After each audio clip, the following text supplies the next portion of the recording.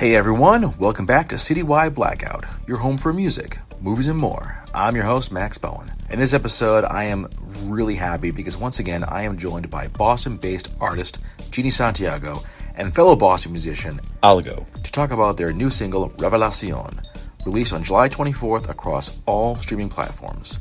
This song marks a shift in Genie's work towards protest music with a social justice message. And we talk about that message, as well as how to keep the conversation going. Genie and ALGO also reminisce about how they met and formed a partnership that has led to multiple creative projects.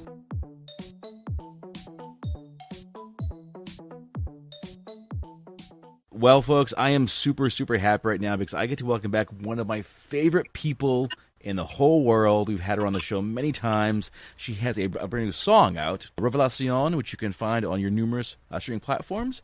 Genie Santiago from right out of Boston joins me along with her co-work on this new project, ALGO. Welcome to the show. It is so cool to have you both here today. Thank you, Max, for having me and for wanting to do this interview. You know I'm a huge fan of yours. Oh, likewise. Very much so. And ALGO, sir, before we continue on, I must say, you have some of the sickest rapping styles I have ever heard, dude. Surgical skills. Surgical. Thank you. Appreciate it. When you came on, I was just, my jaw was like on the floor like, holy shit, he is good. Thank you. Appreciate it. So let's dive right into the song because there is so much to cover here. I've listened to this one a bunch of times. It's a really cool one, folks. Definitely check this one out. Again, check out on all your various streaming platforms, Spotify, Bandcamp, the whole 9 yards, and know that when you purchase the song, the proceeds go towards Border Angels, which is a California-based nonprofit aimed at assisting migrants traveling across the U.S. Mexico border. So, Genie, first question goes to you. This song, definitely a very political one, which in my experience with your music is a bit of a new thing. You haven't done a whole lot of political commentary in your music before. So what happened that you wanted to go this route for the new release? That's a great question. And I was like wondering if, well, I knew that you would hear that and you would know that because you've been following me, since the beginning and kind of narrating my music journey. When I first started, it was really me trying to figure out what kind of artist I wanted to be. I had no idea what I was doing. And I was also in my own journey and discovering who I was. But it was a lot of producers telling me what to do, how to sing, how to be. And I didn't really have the confidence yet or the artistic freedom to really explore. As I started working on the second project, this full album, I felt more grounded in myself, more secure in myself. It gave me the confidence to really be like, you know what, I'm going to make the kind of fucking music that I want to make. I'm an independent artist. I started working with Mertz at the Bridge Sound and Stage, who has been like a huge blessing to me. And ALGO actually started playing percussion for me in 2018. And, having him on stage with me and having him to bounce ideas off of has really helped my confidence because every time I get down, he's always like, nah, you got this. Like, you got this. You're dope. Like, you have to keep going. And so that really helped to be like, wow, there's people that really think I'm talented. And also, not a lot of people know this, but I love hip hop music. It's my favorite kind of music. It's what I listen to most, especially 90s hip hop. For me, when I was younger, it was more of a reflection of what I was seeing outside. And I love poetry. So I felt like it was music that I could personally relate to. And, I always could rap. I always had this inside of me, but I didn't have the confidence to do it yet. And when I had the idea for this song, I went to ALGO and I said, listen, can you help me with the Spanish verse? Because his Spanish is a lot stronger than mine. He's a native speaker. It comes more natural to him where, for me, it's more Spanglish. And so, yeah. And then it just turned into something where I was like, ALGO, I need you to be on this. And having him on the song and seeing how excited he was about it and Mert's so excited about it, it really made it as amazing as it is. But it's something I always wanted to do. I just needed the confidence to do it. And I just did it. Yeah, and certainly a lot of political commentary going on in the art world. Folks releasing books, movies, music to kind of reflect the times that we're in right now. But when you were writing a song, were you at all concerned about what kind of response you might get, especially considering your last release, Spirit Party, was this very chill song, really focused on like self-care? I was actually more worried about Spirit Party because it is a song about masturbation. And I think that when people hear that song, it makes them a little, like we talked about before, a little bit uncomfortable. I feel like with Revelación, it is more a reflection of our times, where Spirit Party is definitely, it's also, even though they're both two different sounds, they're both very socio-political pieces, where Spirit Party is definitely about our freedom to be able to explore our sexuality, where that is taken from a lot of people and women in this world, where, they're having genital mutilation still happening, women being born in brothels, people not being able to love who they want to love based on their gender or their sexuality. So if you really listen to Spirit Party, it is a very spiritual, political, socio-political, sexual song. And where Revelación is more in your face about, my own history and also what's happening in this country. Although I am not an immigrant, I didn't have to come over here from the Mexico-U.S. border. How can you not feel compassion for that story? And how can I turn my face at that? How can I not want to support that? How can I not use my power of a microphone and want to share light and spread light on that? So that's where it came from, is like my personal story, and also, the Latinx history and, experience in this country. What have you seen in recent months in Boston? You are seeing, and of course, Boston being kind of like a melting pot, it's a very diverse area. What are you seeing from the people? What's everyone thinking right now with what's been going on? For me, ALGO and I wrote this song last year, actually, like around spring of last year. And when we wrote it, it was most about, what we were seeing in terms of like immigration and our own experiences, and based on what we were seeing in our friends, the experience of our friends and our neighbors. I have seen people, I live in Revere, which is a very, Revere, Chelsea, Everett, East Boston are very high South American, Central American, Latinx immigrant communities. And they're also high COVID communities because of like the work that they do, and because they're quote unquote essential workers. What does that mean? It means that they are, more prone to COVID, more prone to harassment. I've seen ICE vehicles coming up and harassing people. I've seen state troopers. I've gotten involved sometimes and acted as a translator for people, just to make sure that there was no hostility between state troopers and other individuals. I've had to stand up for market basket workers, for ignorant people saying, go back to your country, things like that in Market Basket. So I try to be that voice when I can, because for me, like, I feel like I have more privilege being a U.S. citizen and also white passing. So I am aware of that, and also that I speak Spanish and I can help as much as I can. So if I get arrested, there's a good chance that I'm going to get out, where they're oftentimes arrested and detained and are not able to get in touch with their families, where at least when I step in, I can say, please give me a number. Who can I contact when they are detained? Because a lot of times they don't get an interpreter and they don't get to call anybody. And the next thing you know, your family hears that you were sent back to wherever, So, yeah, sorry, I get really No. fired up. I'm like sweaty. I'll go. What have you been seeing in your community just in the recent months? How are people dealing with everything that's been kind of going on, and I think the divides that have been happening? Right, for sure. Things that have been going on for a long time.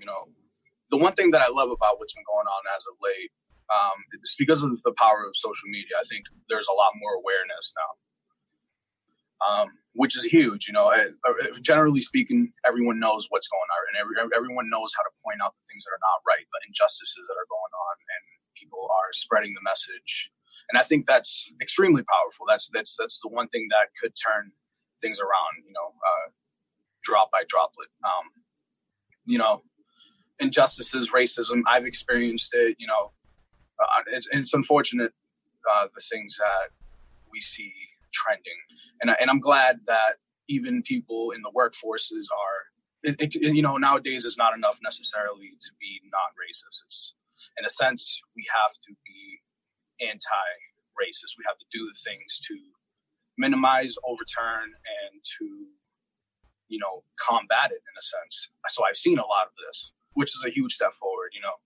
History has always shown us that oppression exists heavily, but it's been kind of swept under the rug for a long time. I love seeing the awareness the awareness has gone up. So.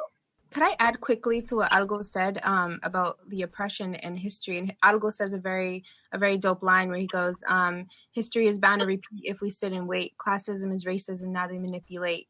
And, you know, although that we are discussing the Latinx experience, it is not just that, because anyone who has been oppressed and marginalized people can relate to this song, because the bigger issue is white supremacy and colonization.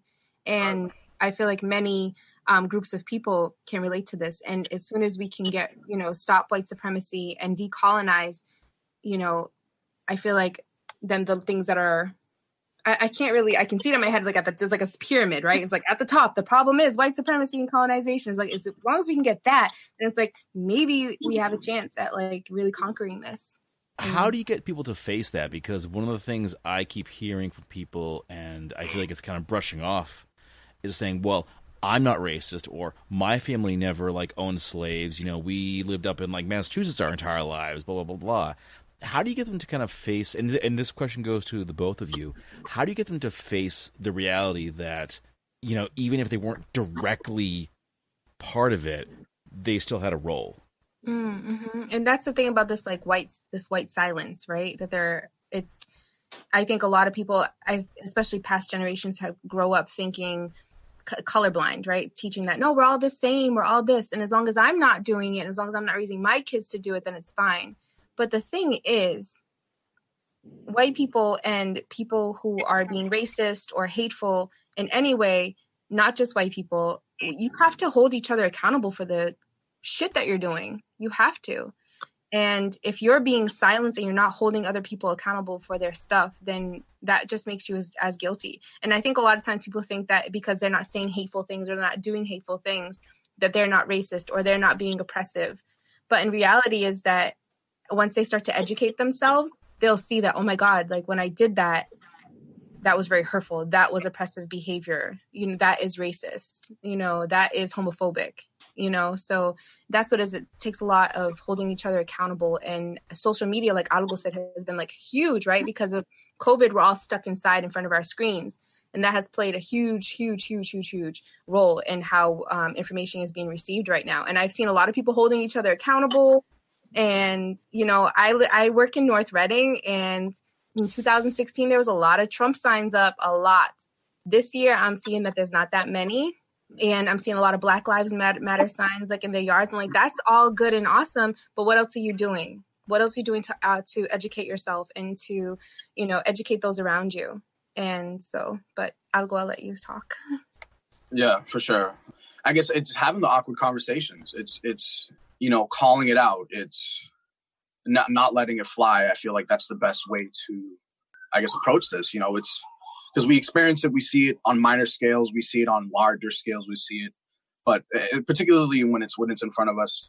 So, you know, it's calling it out. It's recognizing where history has gone against the minority, if you will, you know, the oppressed, if you will. It's, you know, highlighting it, educating folks. It's really doing the research so that we don't let it repeat.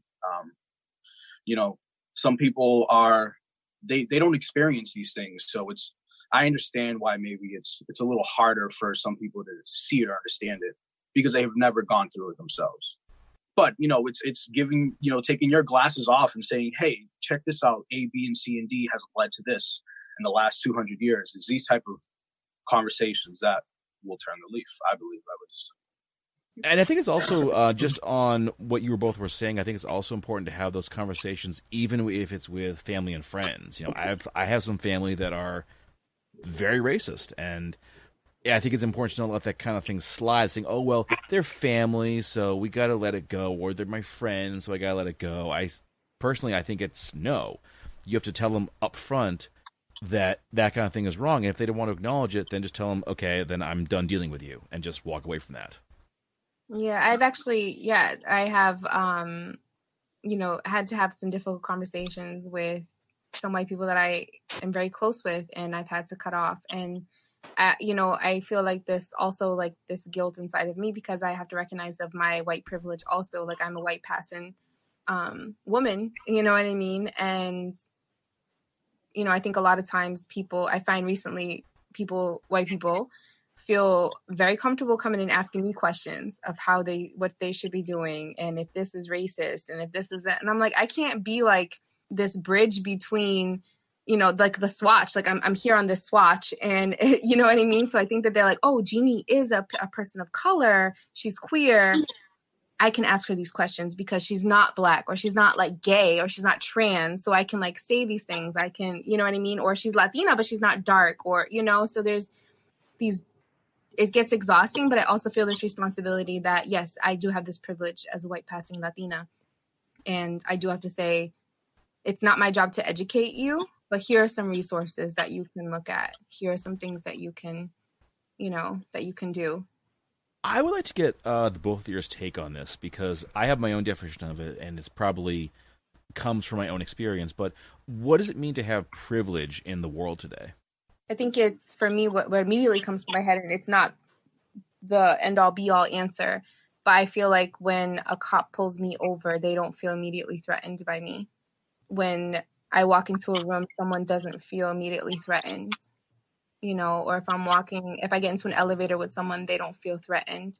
Where I do feel threatened, I feel afraid when a cop pulls me over, because is he going to do something horrible to me, and I'm going to end up as a, say her name, or, someone who was raped and thrown on the side of the road, or am I going to be hurt sexually, or is someone going to recognize that she's not white, So there's things like that. But I think privilege is when people don't feel afraid of you just by looking at you.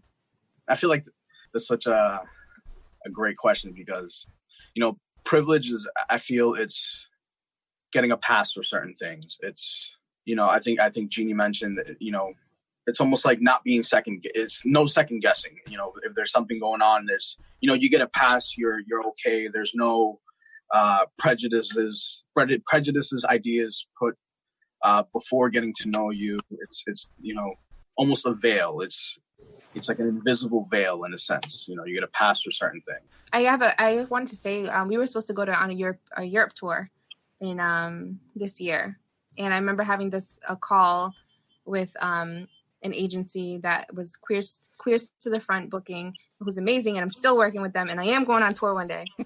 But yeah. I remember them being really honest with me about some racial political things that were happening in Germany. I remember them being afraid of us being POC and queer, traveling in cars and being pulled over and being harassed or detained because of the color of our skin. And I remember thinking about that, and my guitarist, Tony, at the time, I was like, him and I could definitely pass for European. We could be Spaniard, we could be Italian. I was like, but ALGO cannot. Like, ALGO, is a brown male. And so I felt horrible, because I'm like, I want everyone to feel safe. Whereas like me and Tony had this privilege where like maybe we'd be able to get past, but like ALGO would not, and it's fucked up, man, because I think that we just are people that want to constantly put each other in groups, and constantly see each other that way, because I'm not going to lie, when I see, white men, I feel afraid. I feel I'm defensive because of many reasons. You were talking earlier about certain lines that resonated with you in the song. For me, the thing that really stuck in my mind was, and I could be saying it wrong, so I apologize in advance, but I believe it goes, "Police saying, please don't shoot, we're not the enemy." Mm-hmm. That to me was like, damn. The fact that there are certain folks who see cops and their immediate thought is, oh God, are they going to shoot me? That's just fucked up. Mm-hmm. Mm-hmm. And I think it's very heightened. Not heightened. I think that more people are talking about it, and I think that there's more support. There's protesting happening. People are speaking up and holding each other accountable for their actions. But I feel like the police are still not being held accountable for their actions, and the things that are being demanded, like to bring these murderers to bring them and make them pay for what they did, and to have justice for the deaths of these people. That is the problem. It's like, we're not going to do that, but we'll give you a Black Lives Matter sign on a street. We're not going to bring them to justice, but we can do this. You can donate to this. We can give you this party. And it's like, no, those were not the things. We can take down these statues, but we're not going to do that. That's the problem. It's like, It's this feeling of not feeling protected, that the government is supposed to, you know, protect you. There's all these amendments, there's all these things, but we cannot trust the government. We cannot trust the police. We cannot trust authority. We cannot trust the law, because they're the ones that are out here killing. They're the ones that are holding people in cages right now. They're the ones that are getting away with murder. And it's not okay. Where even our president and our maybe future president are, you know, being accused of being sex offenders and racists, and it's not okay. And that is the problem. That's why at the top is this white supremacy, this idea of colonization. It must stop. How do we keep the conversation going? Because it does seem like we're in this, something horrible happens, we talk about it, we protest it, we make the speeches, and then it kind of fades away, and then it happens all over again. And it's like this attention span that we have is like non-existent. How? What's the next fad? Yeah, and I really would like to get both your takes on this. Is how do we keep that conversation going and not let it fade away until someone else gets shot for no good goddamn reason? ALGO, you can go if you want. Yeah, you know, I guess it's not taking your foot off the gas. There is no stopping, because it's reoccurring. You know, people are suffering, so it should be continuously on the forefront. It should never be on the back burner. So how, I think it goes back to what I was stating earlier, is the wildfire of social media. This is absolutely the number one thing that's going to continue this conversation. And behind that, of course, are the actions. But I think spreading the message, and then people organizing, mobilizing and such, that's what proceeds. But spreading the information is what continues. I think is definitely what's going to continue the conversation. I agree too. I think it's holding this power of social media and keep holding each other accountable and keep fighting and keep putting pressure, you know, and it's up to us, right, as a collective, to keep pushing forward, to keep pushing this in the faces, and to keep making noise, to keep getting them frustrated, you know.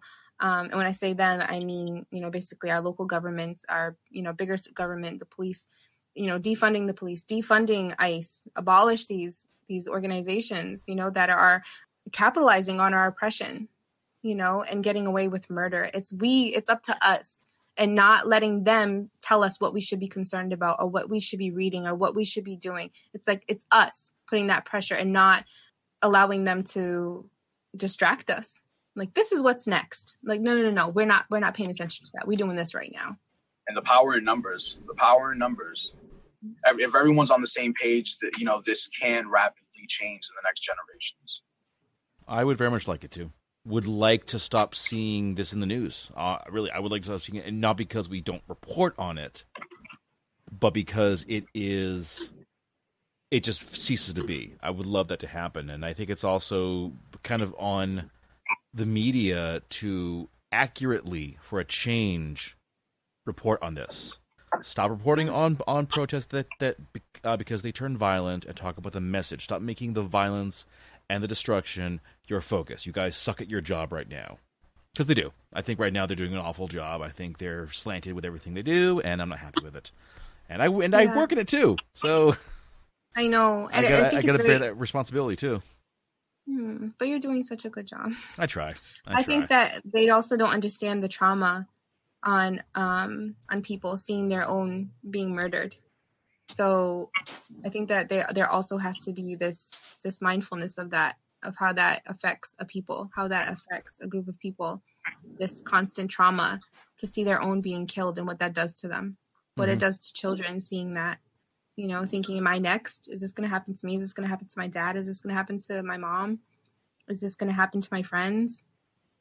You know, one thing that just staying on the media, because I think we have to stay on them too, because they are an important part of the conversation. An important thing that has to change is they have to stop looking at these deaths as ratings. They got to stop saying, "Oh, hey, someone died. Let's go down there and cover it, and let's just stop making a circus out of it. Be honest about it. It is a tragedy." And that also depends on us to do our research and see which types of media platforms are being supported by corporations, by the Trump administration, by, you know, different people who don't have our best interests at heart, and really supporting independent journalists and media who are really concerned with, you know, putting out the truth. and not exploiting us and further putting us in harm. Exactly. And but also looking at the indies and seeing what their angle is, because some of them are just there. I was recently reading an article from some group. I won't say who it is, but they were very obviously anti-mainstream media. So just because you're not mainstream doesn't mean you're flawless. And if you're just there to kind of, stick it to CNN and stick it to the New York Times, you're not helping. I feel like I've seen this post. Right, yeah. It's been a meme somewhere. I think it's been like a meme somewhere. But going back to the song, when you two began working together, when did you know that you definitely had a great like partnership? There was like this sound of like angel horns and unicorns and like little fairies. Really? That's a great reaction. I like that. I saw ALGO. ALGO and I have been in the same like spaces. Like especially when I first started, like in Opus, and I remember like seeing him around. And then one time I saw him, I was trying to figure out how I could bring my live performance to like the next level, because I feel like for a long time people have not really taken me serious as an artist.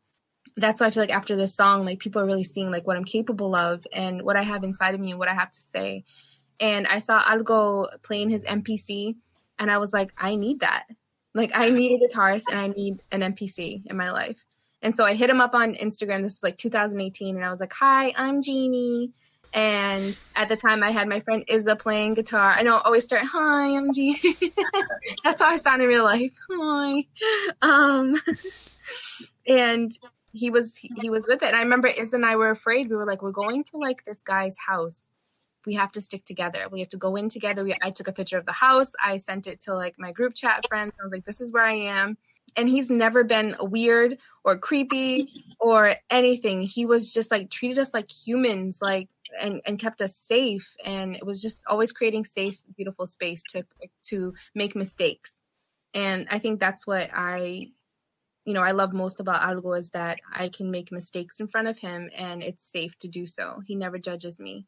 He's become my brother and one of my best friends, and I trust him with everything. That's why if he ever says that he's not going to be my percussionist anymore, I don't know what I'm going to do. just give up. He can retire. never leave.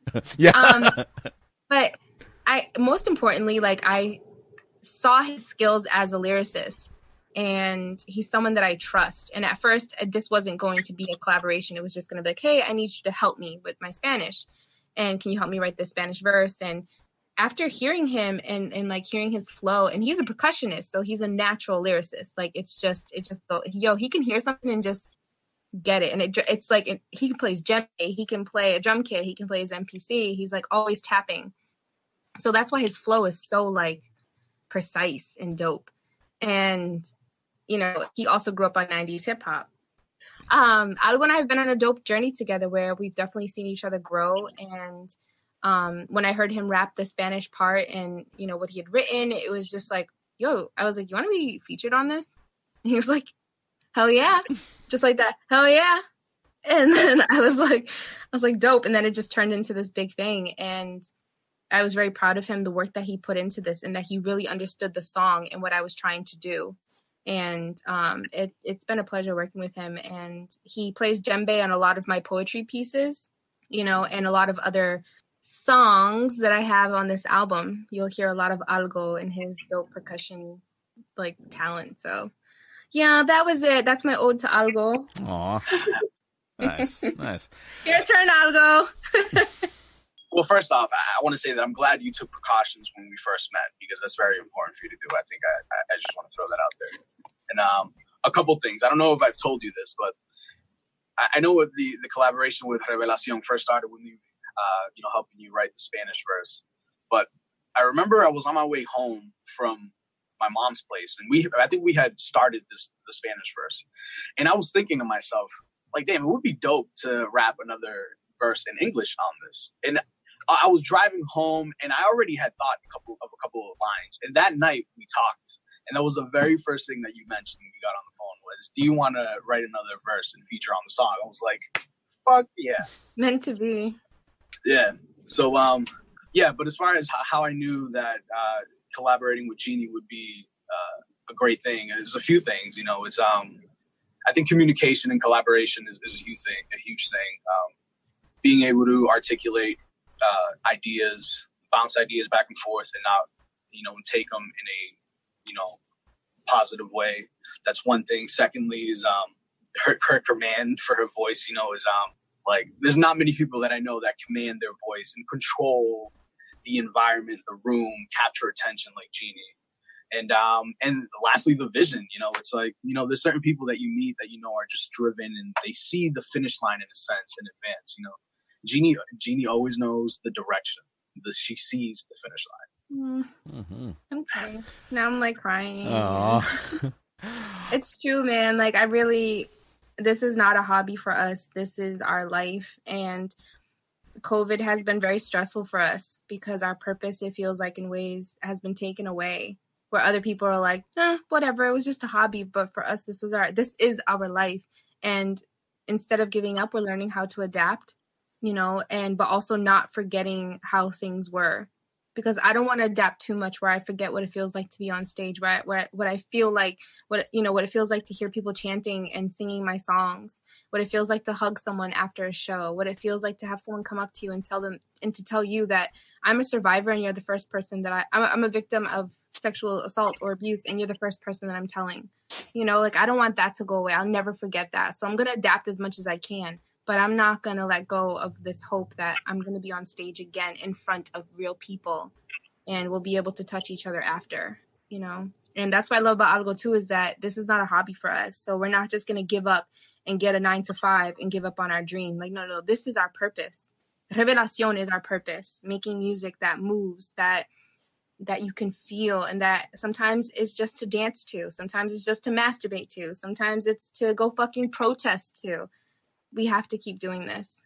ALGO, I'd like to learn a little bit more about your career background, because this is our first time talking. This is my first time hearing your skills, but for sure. I've been making beats for a very long time, like 18 years. I started making beats when I was like 13, 14 years old. I started taking it quote unquote serious in the sense that I was collaborating with people, taking it a lot more serious, I'd say about 5-6 years ago. I'm in a band named Your Favorite Color out of Salem, Mass. I produce and record, engineer all of our music, co-write most of our music.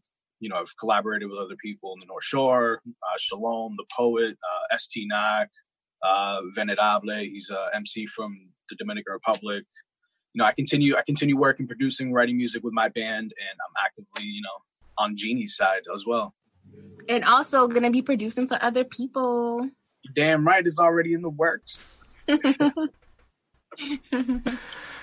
Now, Genie, you mentioned earlier about the impact that COVID has had on artists. Of course, it has been months since any of us went to a live show, and it looks like venues will be the last thing to come back as everything reopens.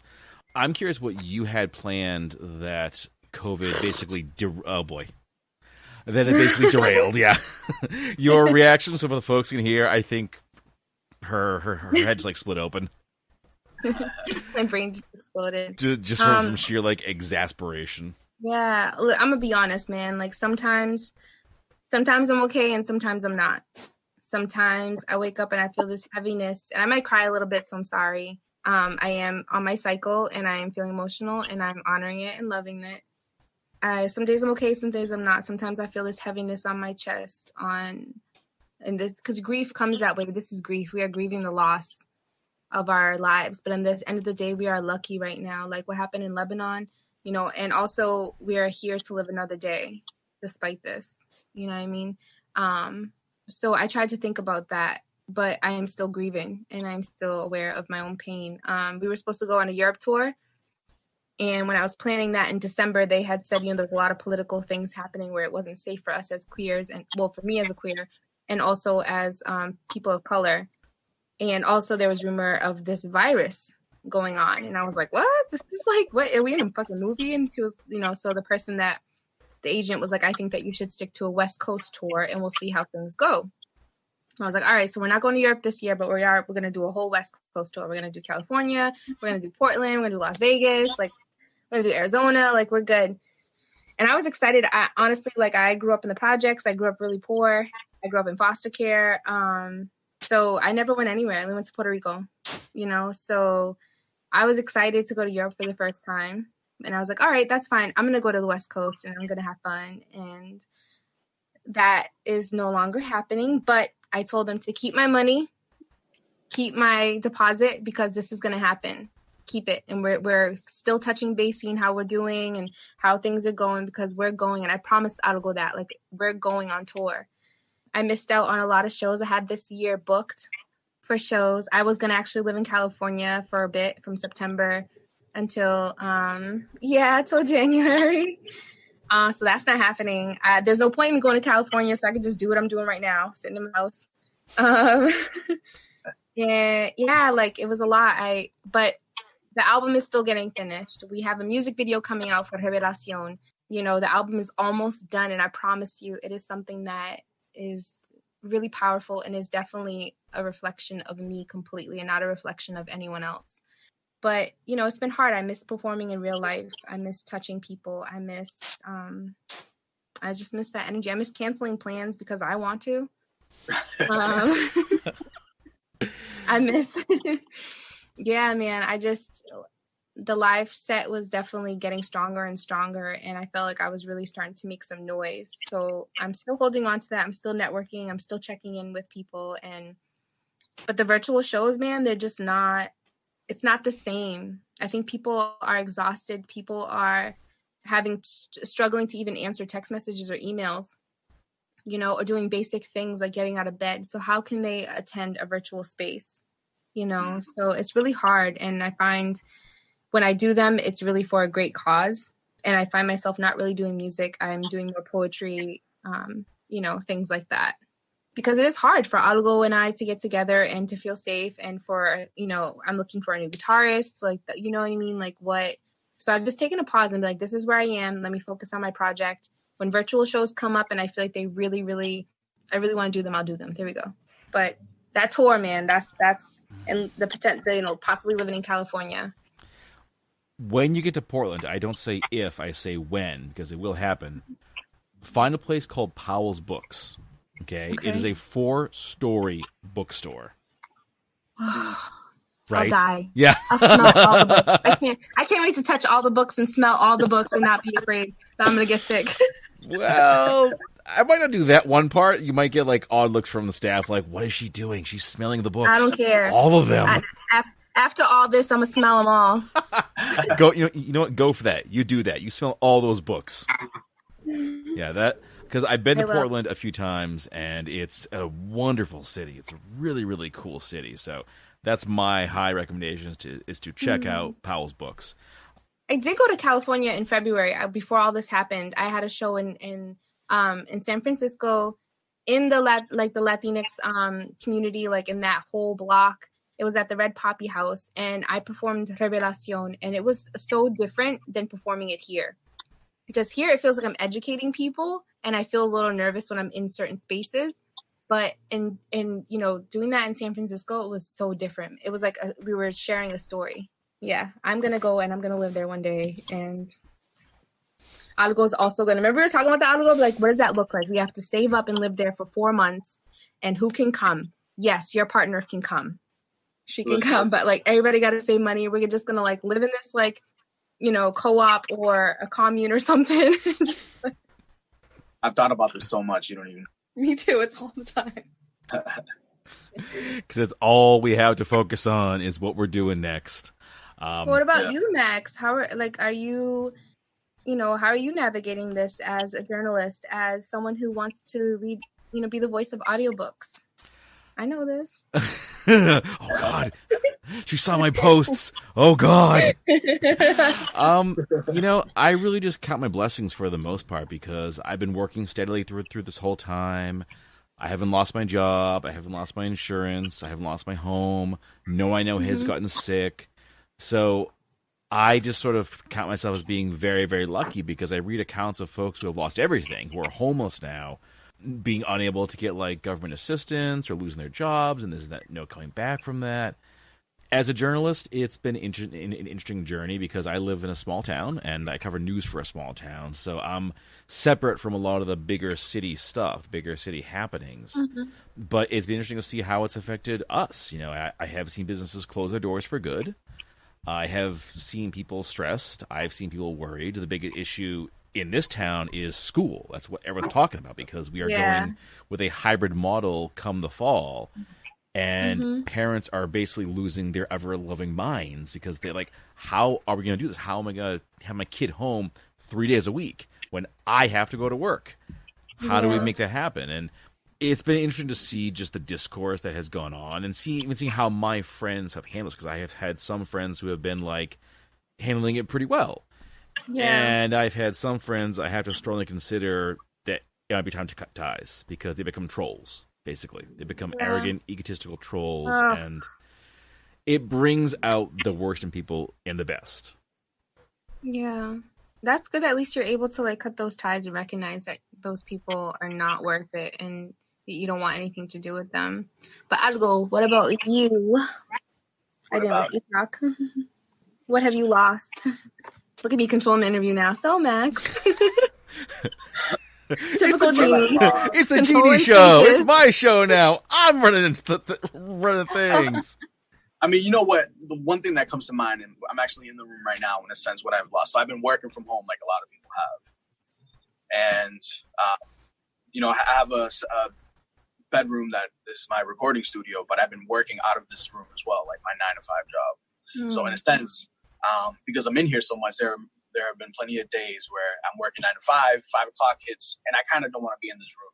So what I've lost, unfortunately, which I must add, I have gained back a lot of my creativity. But for a while, for the first like 2 to 3 months of this, I guess, shutdown, my creativity has been very minimal. But the last couple of weeks, I've been playing the piano a lot. I've been making a bunch of beats, writing music.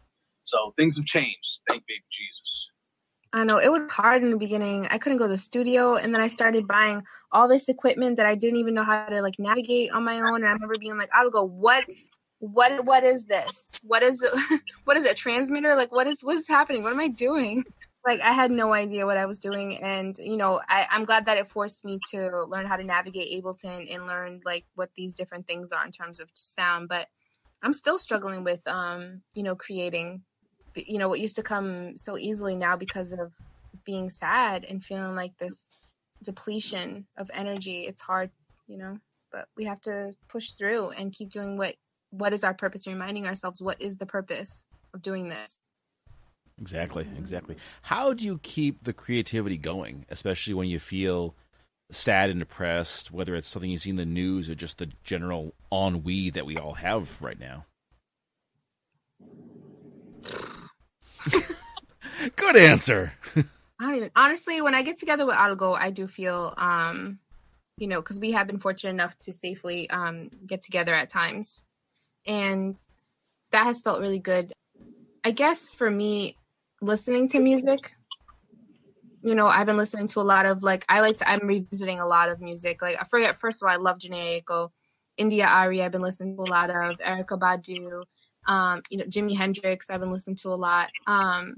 So I think listening to that music is like, oh shit, I have an idea. You know what I mean? Letting them influence me without feeling like guilty about that, without feeling like I'm going to copy them. Right.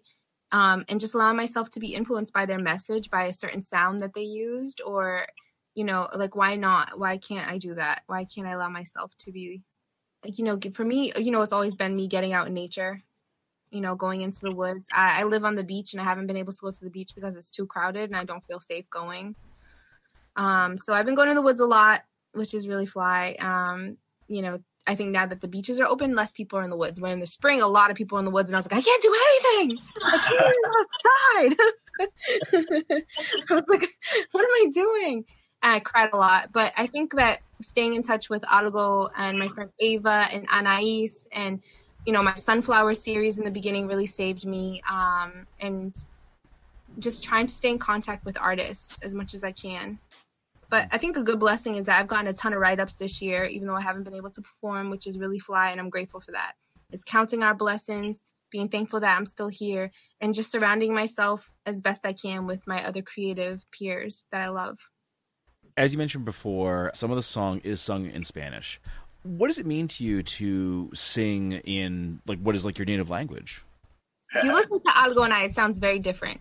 Like I said, Algo is, He's like pure Dominican. Like when you talk to him, when you see the way he moves, like everything, like he is straight Dominican, and he has this huge family support around him. Where like me, like I grew up shuffling from different homes. So my Spanish is from what I learned and from what I picked up from friends, from living with different people, from my dad, from my family in Puerto Rico. For me, I was so grateful for Algo's help, you know, because I feel like we're so in tune, Algo and I, musically, that he really captured my voice and what I was really trying to say. Like everything from the divine feminine that's in there, from this poetry of the planets and, you know, the stars and plants. And, you know, I feel like he really captured that for me, and he kept it really simple for me so that I wasn't stumbling. But I was really insecure because my Spanish is not as native as his, but I'm like, that's real. Like as a second generation Latina here, you know, that's real. And it's an experience of all of us. Is like, how do we hold on to our native tongues and also be American? That there's both of this duality that we have. So like my English is sometimes sounding like Spanish, and my Spanish is sometimes sounding like English. And there's like this, just, that's what it is. So I'm like, this is how I speak. And that's how a lot of other people speak too. And I'm doing the best I can to try to hold on to my native tongue and my ancestors. And, you know, but Algo's like slays with it. And I'm like, damn, like, and you know, where some of my words, I'm like, I was feeling a little insecure about, but I'm like, it is what it is. And I know that a lot of people who were born here and are trying to hold on to where their parents are from, I think that we can all, no matter if you speak Spanish or French or whatever, you know what I mean? Like you still have that story. And I feel like, you know, I felt more confident delivering.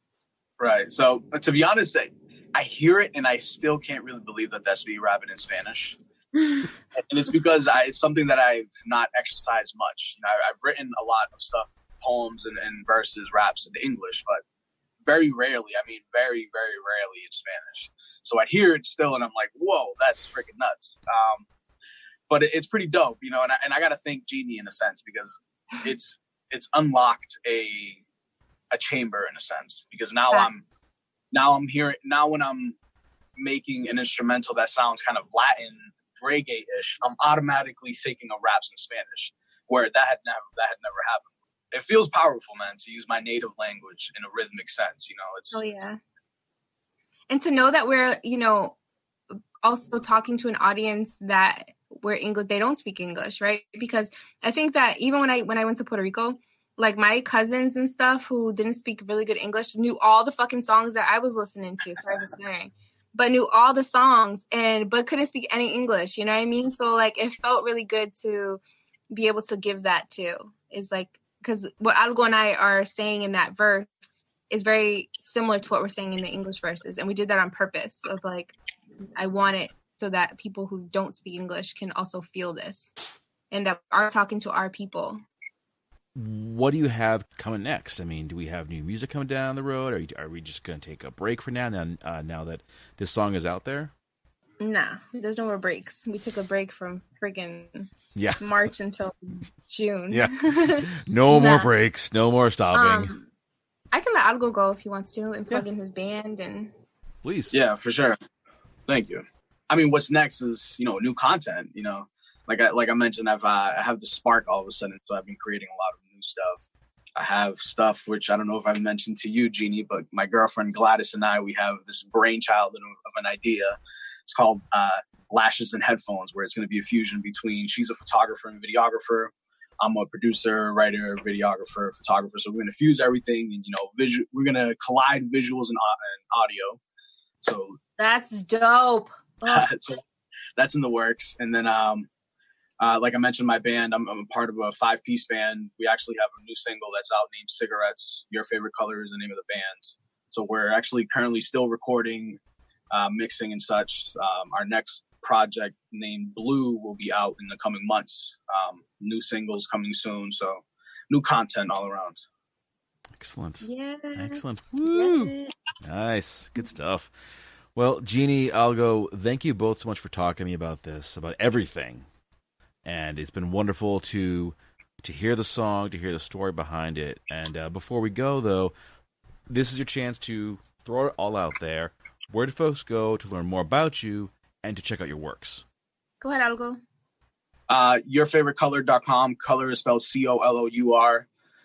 My Instagram is algo_of YFC.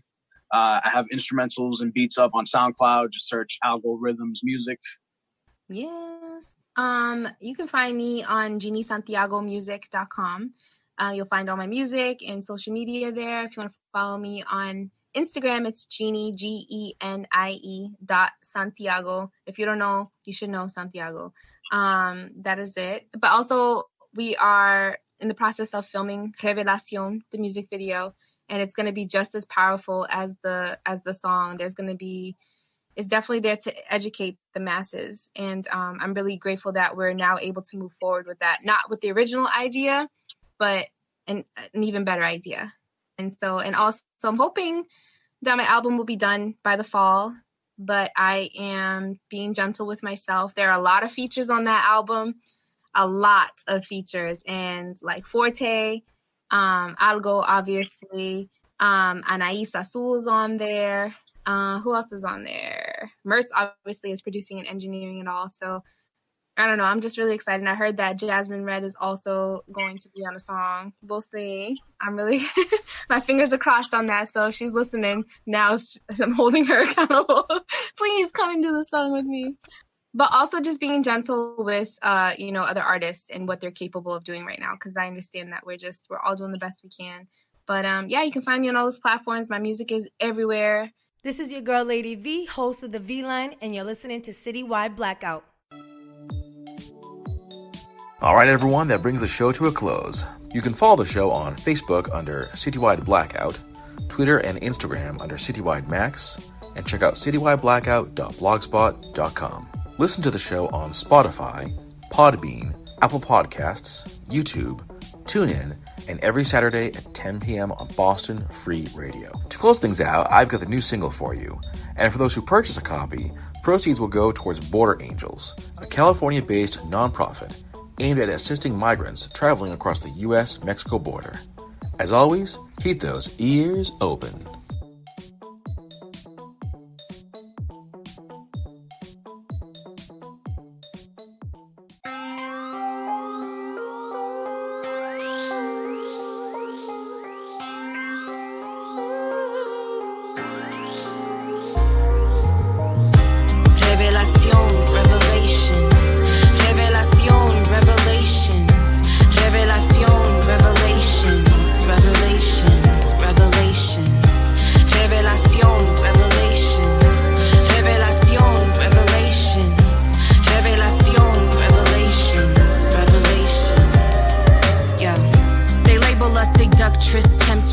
Using our bodies over minds, exploiting our lives. But really we're revolutionaries. Our blood spilled on this earth as sacrifice for missionaries.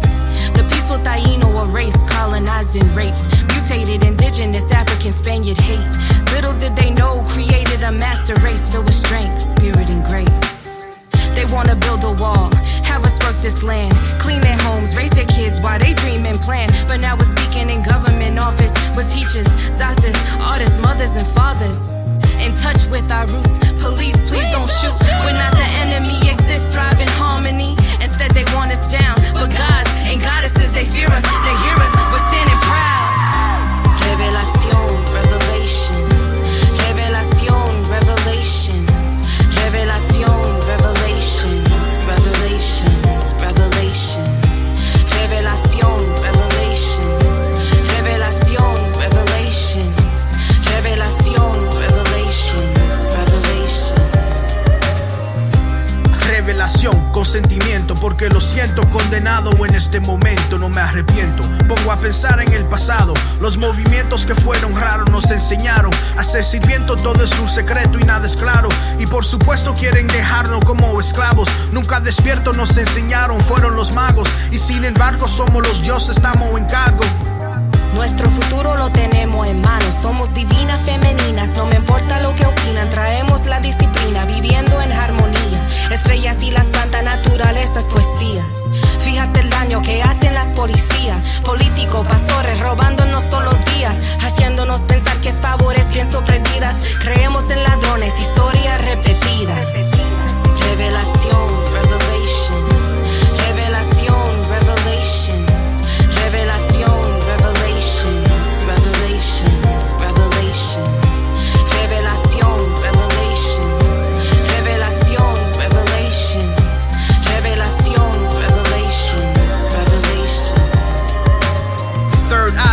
shut, everything's looking indigo. Textbooks lying with the stories about the Indios. Funny what's been rewritten to benefit agendas. Pretend to state the facts when you're giving them lectures. Let's enter the truth, in fact, let's bring it front and center. So there's no second guessing, next generation can fend for becoming professors, astronaut, and even inventors.